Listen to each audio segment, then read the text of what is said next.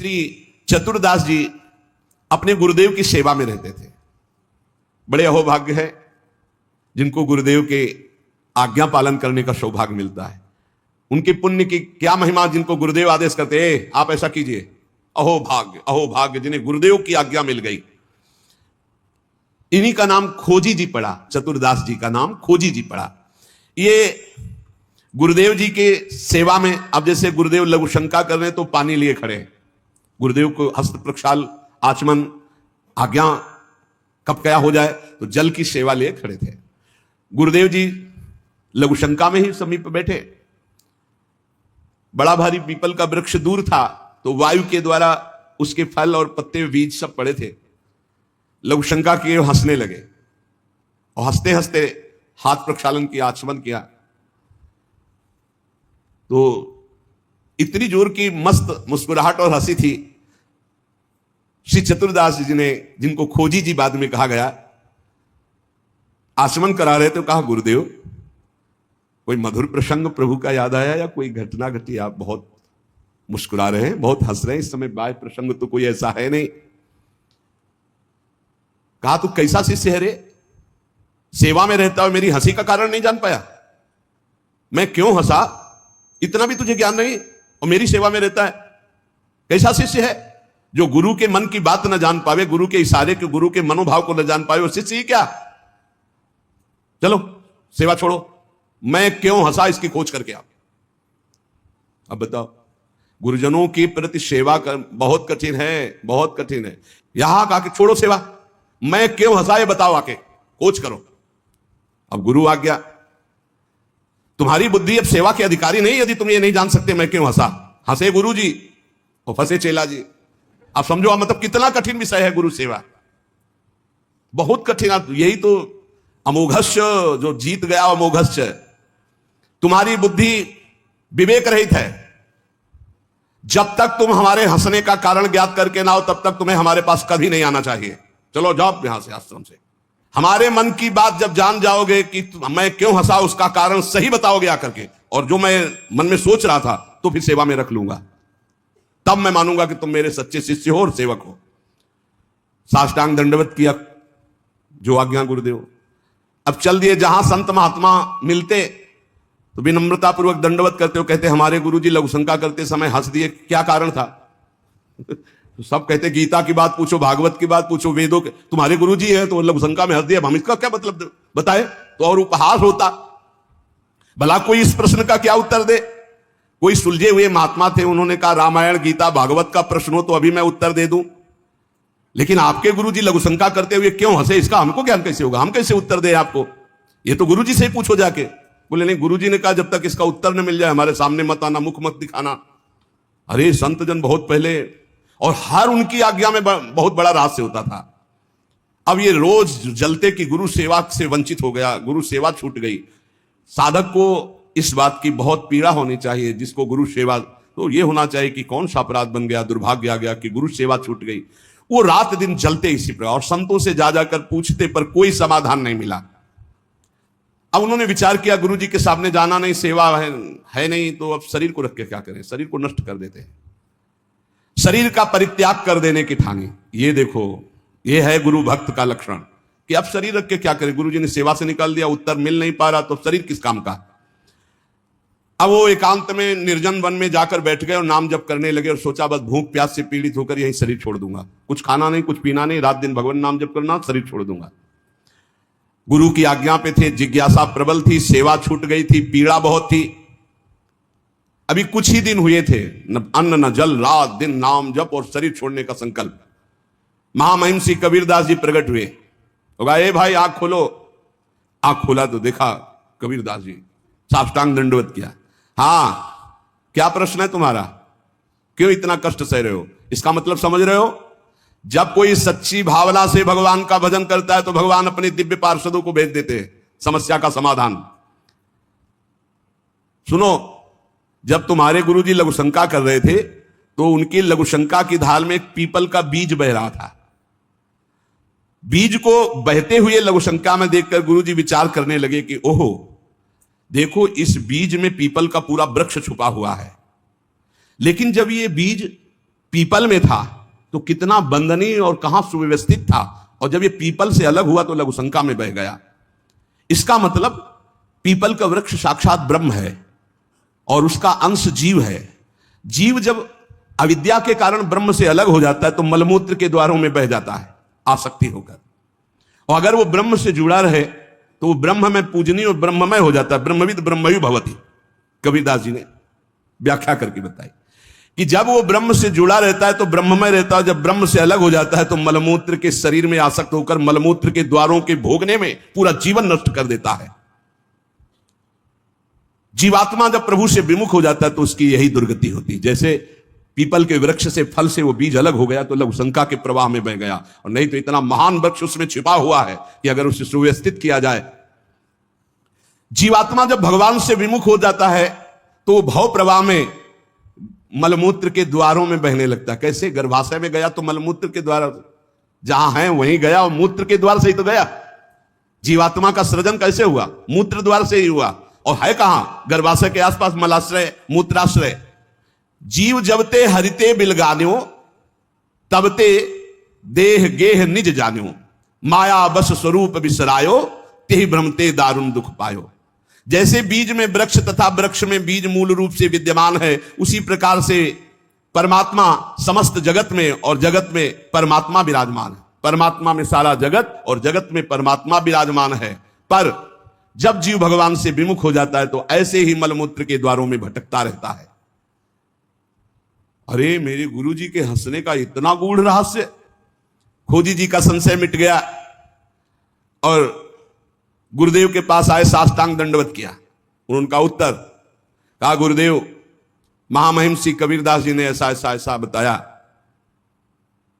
गुरुदेव पुनः मुस्कुराए और कहा, एक प्रश्न ने तुम्हें सिद्ध बना दिया, क्योंकि सिद्ध महापुरुष का दर्शन सिद्ध ही बना देता है। अब आज से तुम हमारे समान सिद्ध हो गए हो।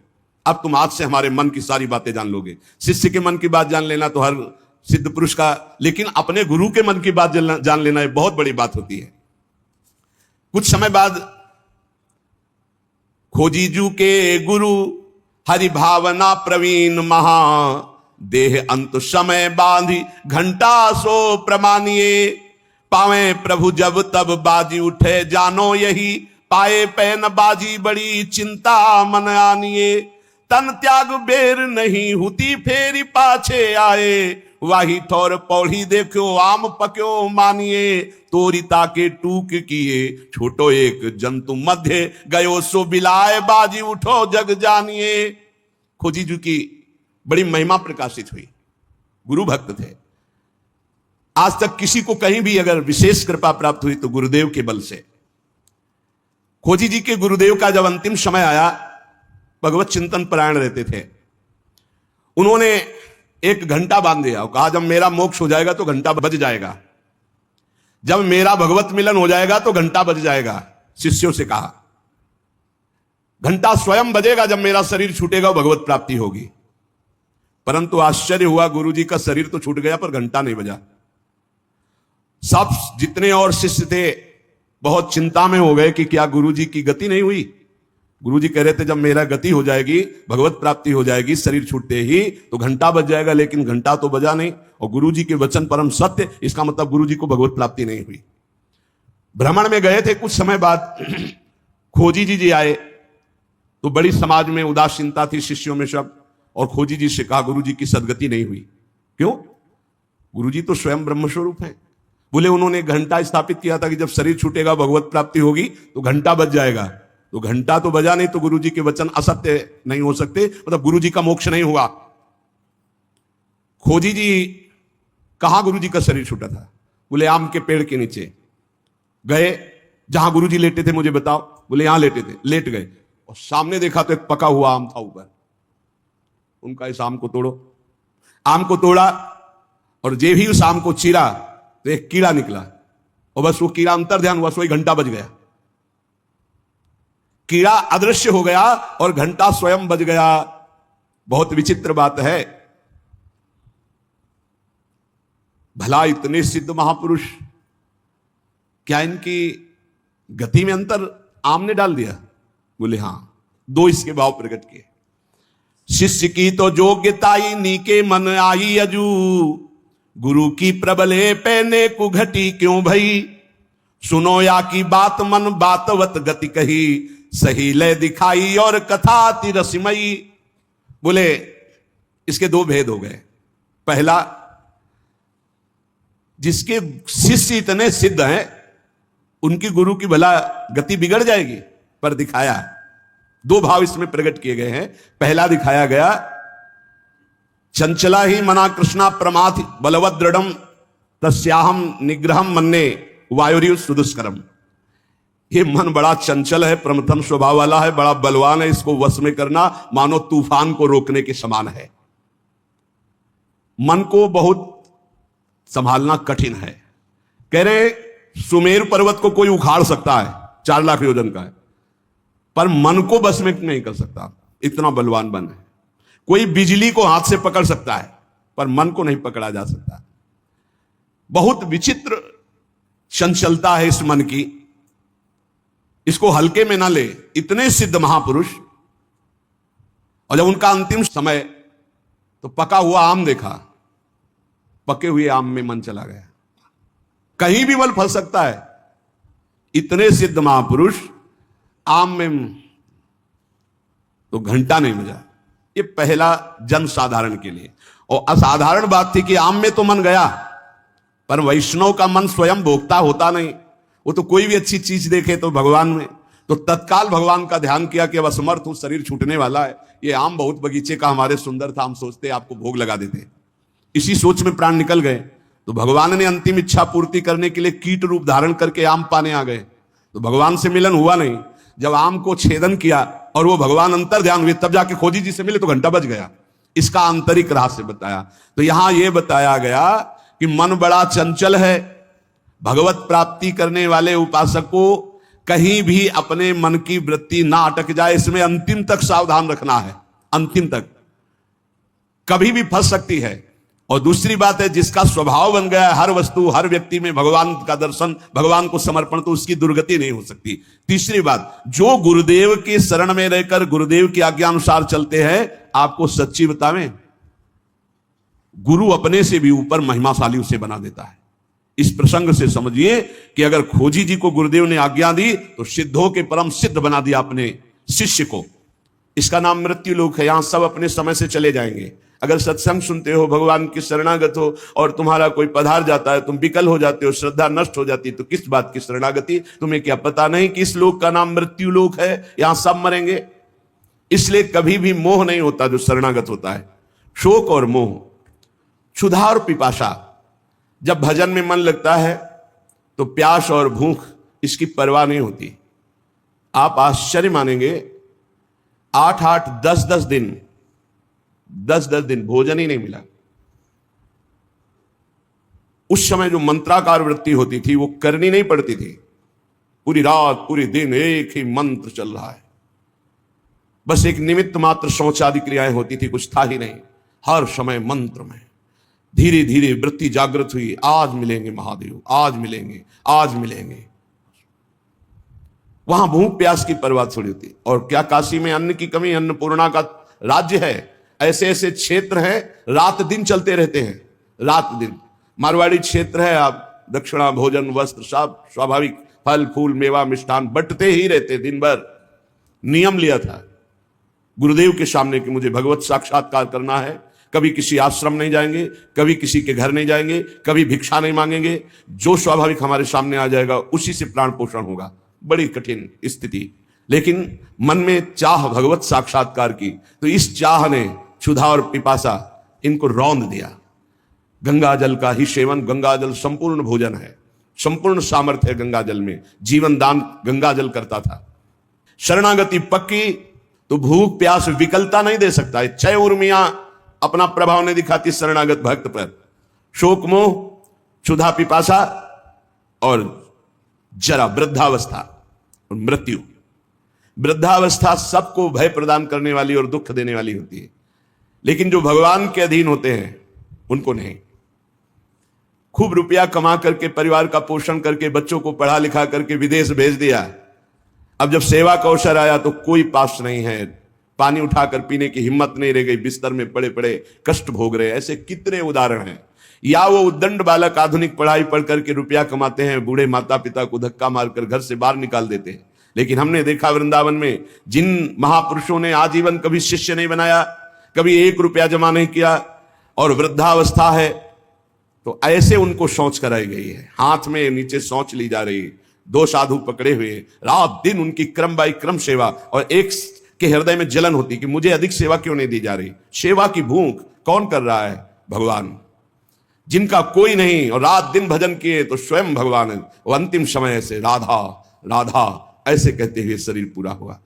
1 रुपया नहीं कभी जीवन में, 1 शिष्य नहीं, 1 परिचय नहीं। ऐसे महापुरुष जो भगवान में आसक्त है, उनको मृत्यु की भी परवाह नहीं होती, और वृद्धावस्था की भी वृद्धावस्था में क्या भगवान की शरणागति में कितना दुलार हम तुम्हें कैसे बताएं। अगर खरबों रुपया होता और 2-4 लड़के होते तो नौकर भले रख दिए जाते, ऐसे बच्चे प्यार नहीं करते जैसे संत प्यार कर रहे हैं। कैसे कैसे तुम्हें बताए, तभी दिखाई देता मेरा भगवान जो शास्त्र शीर्षा पुरखा सहस्राक्षा शास्त्रपात, हजारों हाथों से हजारों नेत्रों से अपने जन को कैसे दुलार करता है, तुम कैसे देख पाओगे। शरणागति में शोक मोह क्षुधा पिपासा जरा और मृत्यु, वृद्धावस्था और मरने का भी भय नहीं रहता। सच्ची बानी है, मरने का भय तब लगेगा जब आपको यहां प्यार है, प्रभु से प्यार नहीं। अगर प्रभु से थोड़ा भी परिचय हो गया तो मृत्यु का भय खत्म हो जाएगा। जाना है अपने प्यारी जी के पास, जाना जिनके लिए हम तड़प रहे हैं। प्रगट में कहीं ना कहीं अंतराय तो पड़ ही जाता है, बिना अंतराय के निरंतर अपनी स्वामिनी जी लालजू के पास रहने को मिलेगा। शरीर छूट जाए, शरीर छूटना एक महा महोत्सव होगा, कोई शोक का विषय थोड़ी होता है कि अरे गांव में तो मरने की बात करते, चुप रहो, अशुभ मत बोलो। नहीं, अशुभ ना बोले, ये अशुभ है, ये परम शुभ है। मृत्यु की याद करोगे तो भगवान की याद आ जाएगी, मृत्यु को सामने रखोगे तो संसार से वैराग्य हो जाएगा, तुम्हें अपना लक्ष्य दिखाए। यही शुभ है, यहीं से शुभ का जो सही माने में शुभ माना जाता है उसका प्रारंभ होता है। जिसको संसार से वैराग्य, भगवान से अनुराग, उसके लिए क्या मृत्यु, क्या मृत्यु। मृत्यु की भी मृत्यु हो गई, अब तो मृत्यु महोत्सव हो गया। स्वक्षाम मुक्त सडूर में भी रहो।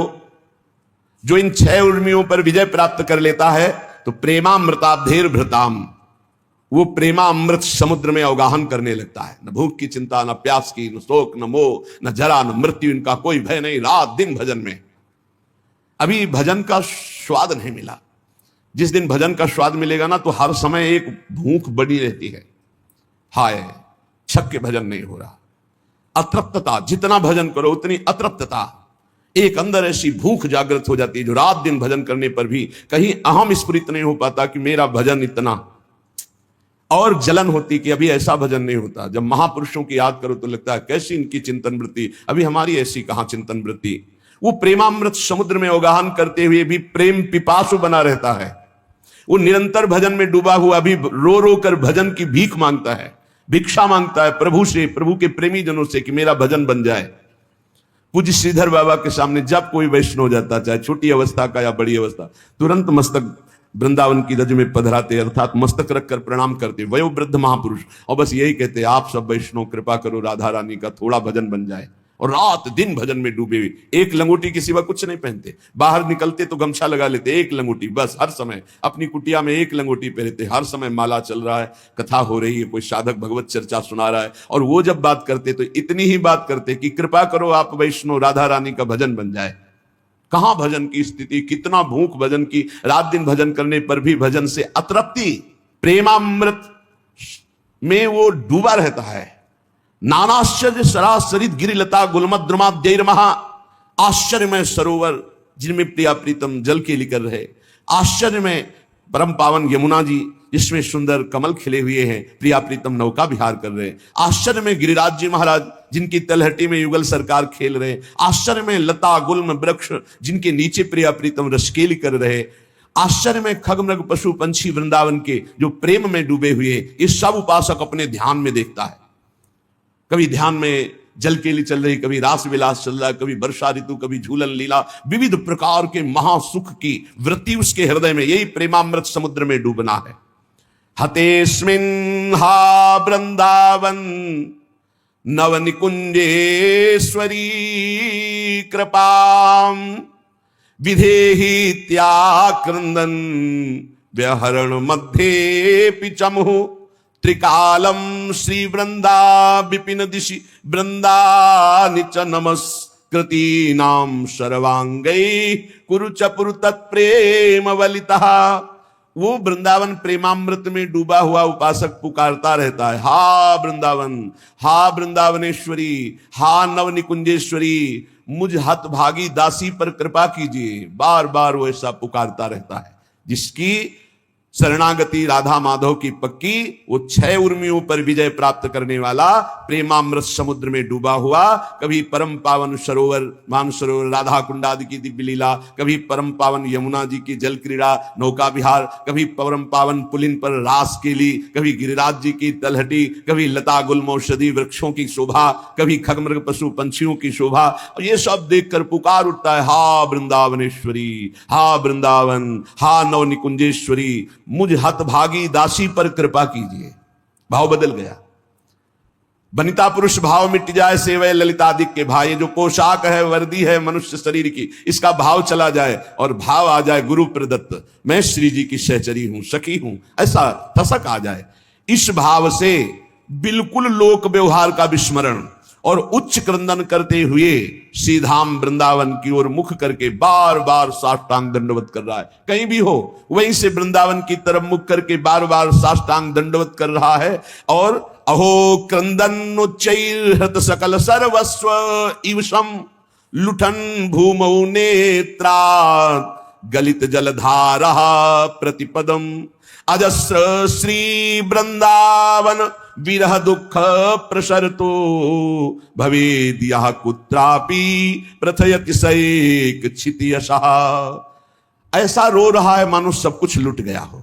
कहां है भजन हमारा ऐसा? देखो ना, यहां तो खान पान विश्राम खेलना कूदना मनोरंजन सब अच्छा लगता है, और यहां जिसका भजन सही चल रहा है उसकी दशा क्या है? अहो क्रंदन उच्चैर हृत सकलम सर्वस्व इवसम, ऐसा विकल होकर रो रहा है जैसे कुछ नहीं रह गया, सब लुट गया, सब कुछ अपहरण हो गया। हा स्वामिनी, हा राधा, हा किशोरी। कभी ऐसा रोना आता है? अपने ऊपर विपत्ति आएगी तो जरूर रोना आ जाएगा, लेकिन प्रेम में विकल होकर रोना नहीं आएगा। जैसे जिसका सब कुछ लुट गया हो वो विकल होता है, ऐसे वो विकल होकर लुठन भूमऊ, वृंदावन की भूमि में विकल होकर लौट रहा है, या जहां है वहां भूमि में विकल होकर हा राधा, हा किशोरी, हा प्रियाजू, हा लालजू, उच्च स्वर से क्रंदन करता हुआ भूमि पर लुठन, लुंठन भूमऊ नेत्रोदगलित जलधारा प्रतिपदम, प्रतिक्षण 1-2 बूंद आंसू नहीं, जलधारा प्रतिपदम, निरंतर अश्रुधारा। ये जीवन है। सातरति सातरति सा लोकांतार्यत, ये पाखंड छल कपट वाला जीवन नहीं। प्रिया प्रीतम के लिए अश्रु प्रवाह करना, उनको और के लिए बोलने की फुर्सत कहां है? कौन रस बाढ़े जहां बोले बोए भारी। ये संसार कैसे जाने? ये तो संसार को ही नहीं जानता, अपने को ही नहीं जानता, फिर प्रेम की तो बात जाने दो। इसलिए सुने न काहू की कही, काहे ना अपनी बात, नारायण वा रूप में मगन रहे दिन रात। ना काहू सो बोलिबो, ना कोई व्यवहार, बस अपनी कुंवर किशोरी को जियत निहारी निहारी। लुठन भूमो नेत्रोद्गलित जलधारा प्रतिपदम, विकल होकर वृंदावन की भूमि में या जहां है भूमि में लौट रहा है और अश्रुधारा बह रही, हा राधा, हा राधा। अजस्र श्री वृंदावन विरह दुख प्रसरतो, निरंतर अश्रु प्रवाह करते हुए संपूर्ण हृदय वृंदावन के विरह में, प्रियालाल के विरह में भर गया है। बोले भवेद यह कुत्रापि प्रथयति सा एकाक्षितियशः, भूमि में, आकाश में, अर्थात समस्त लोकों में ऐसे महापुरुष का बंधन होता है। ब्रह्मा आदि बड़े बड़े देवता ईश्वर कोटि के जब ऐसे प्रेमी को देखते हैं तो नमन करते हैं कि धन्य है इसका जीवन। भवेदिया कुत्रापि प्रथयति सा एकाक्षितियशः, आकाश में, पृथ्वी में सर्वत्र उसका यश फैल जाता है। ये परम पावन यश सबको निष्पाप करके भगवत भक्ति प्रदान करने की सामर्थ्य रखता है। मम भक्ति युक्तो भुवनम पुनातु, लोक के लोक पावन कर देता है। अब ये प्रेम कैसे जागृत हो, कैसे हम ऐसे प्रेमी बने जैसा श्रीपाद प्रबोधानंद जी महाराज कह रहे, वृंदावन की भूमि में लुटता हुआ सुधारा प्रवाहित करता हुआ, हा नवनिकुंजेश्वरी, हा लाडली, अब मेरा जीना मुश्किल हो रहा है। ऐसी विकलता, ऐसे विकल प्रेमी महापुरुष को समस्त देवता ब्रह्मादि नमस्कार करते, पूरे भुवन में यश फैल जाता है और वो यश सबका मंगल करने वाला होता है। एक पुण्य बल से यश फैलता है और एक भजन बल से यश फैलता है। जो भजन बल से फैलता है वो सबका मंगल करता है, जो पुण्य बल से वो वाह वाह होती, बस केवल वाह वाह। और जब भजन बल का यश फैलता है तो आह निकलती कि मैं कैसे ऐसा प्रेमी बनूं, मैं कैसे सब दोषों से रहित होकर भगवान का भजन करूं। इतना अंतर है, यश दोनों का फैलेगा। एक पुण्यात्मा का तो वाह वाह होगा, कितना सुंदर विमान, कितना सुंदर वैभव, कितना सुंदर ये। लेकिन जब किसी प्रेमी महाभागवत का यश फैलेगा तो उसके हृदय में जलन होगी, मैं कैसे इन सब दोषों को दूर करके कैसे मैं भजन करूं, कैसे भगवत प्राप्ति करूं, तो आह निकलेगी। प्रेमी का यश आह निकलवाएगा और पुण्यात्मा का यश वाह निकल। क्या बात है, वाह। ऐसा तो हम कैसे भगवत प्रेमी बने? तो श्री ध्रुवदास जी महाराज कह रहे हैं, अब सुनी भजन की रीति कुछ होई महादृढ़ धीर, को था न पावई जहानीर गंभीर। अब भजन की रीति सुनो। इस रीति को करने के पहले अगर ध्यान हो तो परसों चर्चा हुई थी। श्री ध्रुवदास जी ने कहा, इसलिए चाहिए कि अपने गुरुदेव की आज्ञा में संपूर्ण जीवन समर्पित करते हुए प्रियालाल के नाम रूप लीला धाम में निरंतर चित्त को लगाए। राधे राधे दोस्तों, हमारे चैनल को सब्सक्राइब करना मत भूलिएगा, क्योंकि ऐसे ही वीडियो हम अपलोड करते रहेंगे जिसको देखकर हमारे जीवन में कुछ न कुछ परिवर्तन होगा, हमें कुछ सीखने को मिलेगा। इसलिए चैनल को सब्सक्राइब करना मत भूलिएगा। राधे राधे।